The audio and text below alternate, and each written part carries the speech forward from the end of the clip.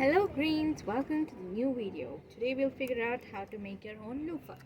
So I found this pot which is completely grown on the vine and dried on the vine itself. So it's bone dry and it's filled with seeds. So today I'll show you how to make the loofah. So we begin by removing the peel on top.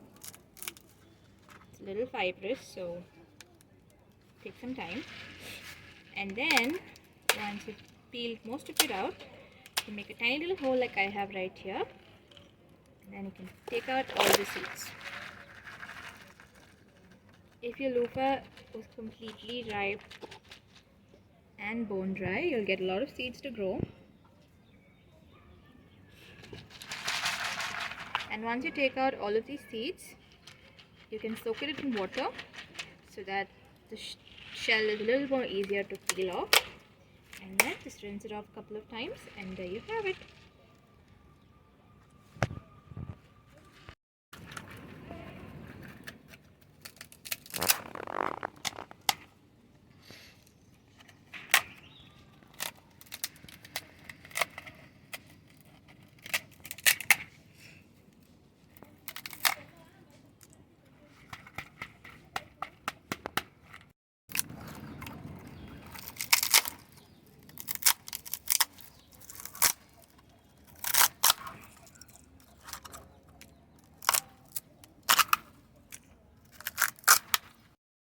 So this is the skin that we've removed, and these are the seeds that we've collected, which brings us to the loofah.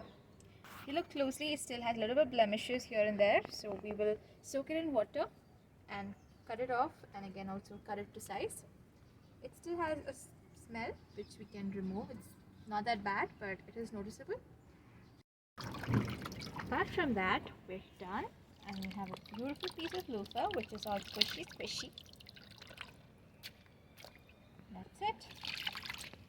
Thank you for watching. Like and subscribe for more.